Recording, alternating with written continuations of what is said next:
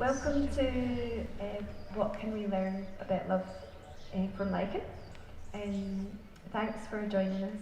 And my name's Ainsley. I'm going to be one of many hosts today.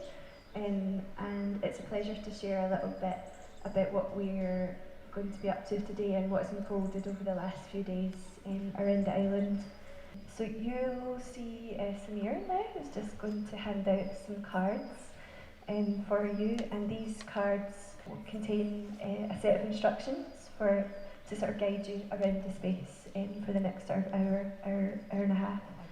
You'll also see on your blankets a little sprig of bog myrtle and eucalyptus, and also a spray, a bog myrtle spray, which is not for eating, it's just for spraying, and also happens to be a midgie repellent as well. And some foraged baked goods that we've handed out, or Lucy's handed out to you, that were made at Skye Bakehouse.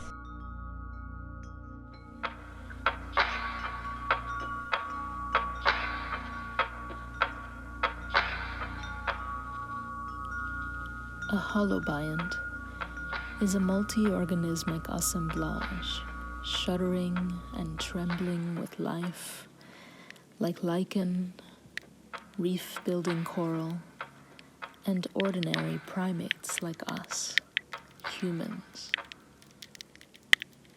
The term refers to a host and the many other species living in and around it, symbioses in complex multi-partner consortia. Take a moment to bring attention to your abdomen and its contents. And now, the surface of your skin. Glide your tongue along the slippery inner surface of your mouth. Slowly close and open your eyes, wetting the whites of them, the sclera, with the slick inner lining of the eyelids. All of these are sites of busy ecological interaction between microorganisms like bacteria, fungi, even microanimals, and more. The mammary glands, the seminal fluid, the lungs, and saliva are just some of the soft tissues and biofluids inhabited by these others that constitute us. With some of them, we coexist, being neither harmed nor gaining benefit. With others, it's a win-win situation, benefiting the entire association. And yet in other cases, we are utterly vulnerable to harm. But overall, the role of most of these microorganisms we live and die with is not yet well understood. What seems clear is that the human body is much less of a discrete entity and much more a dynamic flow of inter- and intracellular communication.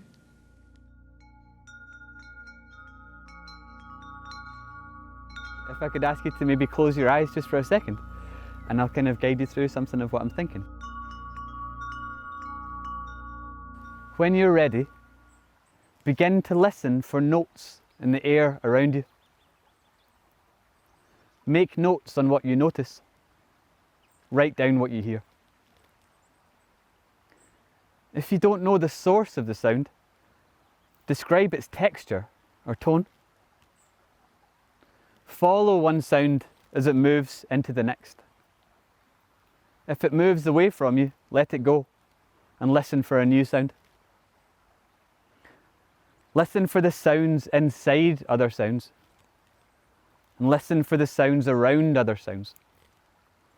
Listen to where they meet. Try to describe what you're hearing, not what you're seeing. Notice the difference between the two. And when you feel like you've heard something of this space, read back through what you've written. You might choose to read it out loud, you might choose to record yourself.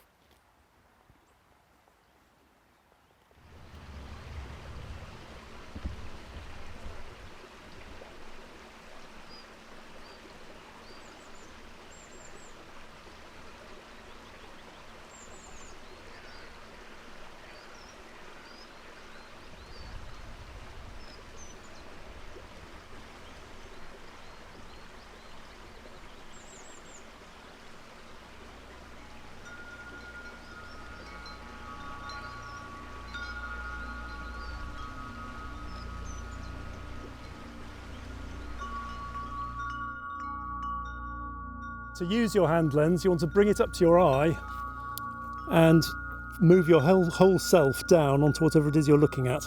Okay, so the hand lens needs to be near your eye. And just have a scan of some of these rocks on the walls. And you'll see they're covered with stuff. Doesn't matter. Yep. Most of the stuff you see are these crusts called crustose lichens. They're sticking very closely to the rock. It'd be very hard to try and scrape them off with your fingernail, I think. But you've also got some more leafy lichens somewhere along the wall, which you might be next to. Right, we haven't got much time, so I'd like you to move from your piece of wall. If you feel comfortable, choose a piece of tarmac. If you don't feel comfortable with that, choose a piece of the wall of the school over here, because I want you to get right down here and have a look at what's going on.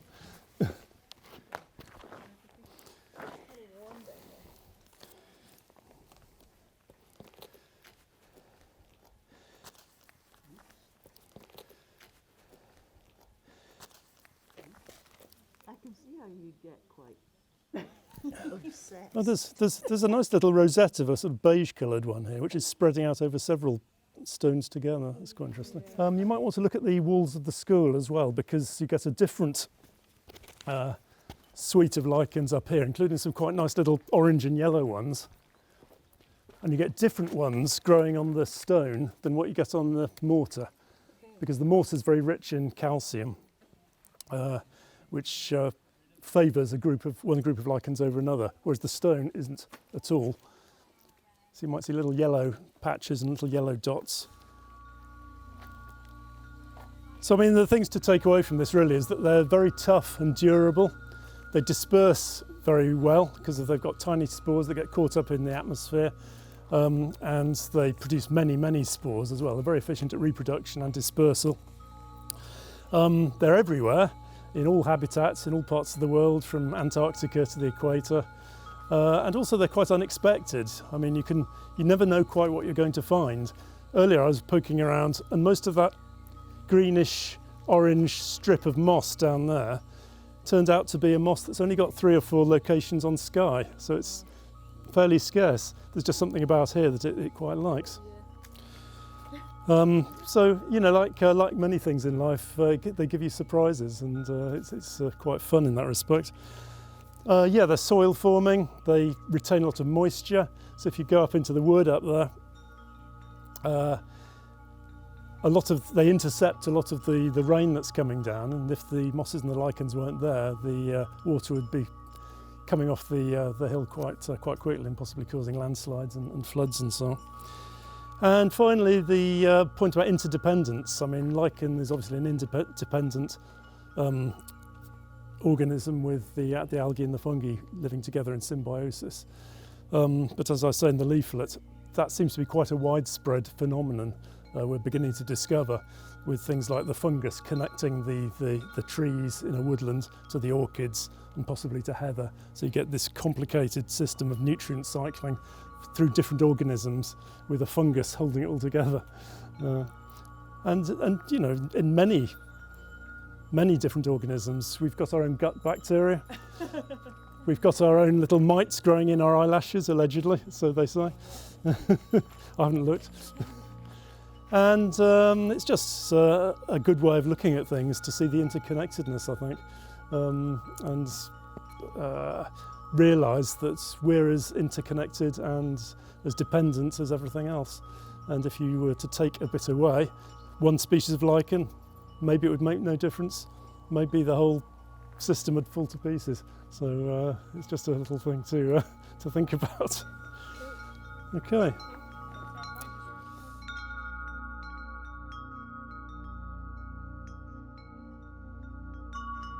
You probably know this plant, but maybe don't recognise it in this state. This is wild garlic.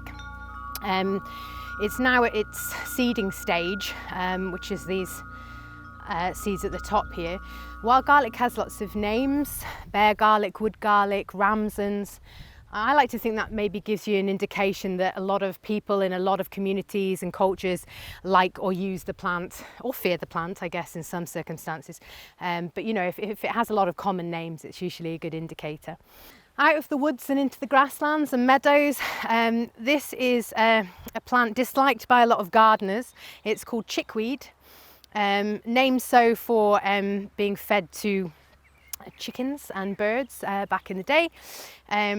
But it's a wonderful, abundant wild food, which you can get at any time of year. So I really like it.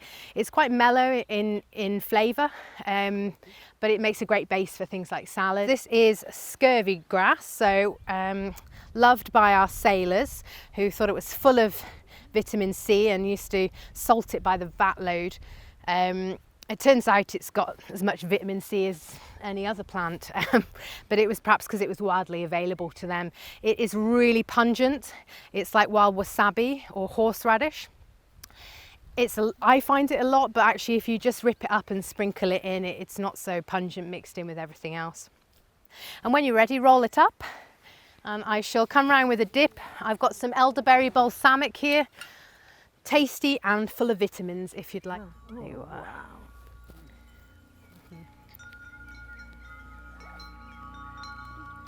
So it's an ode to Skye in a rep.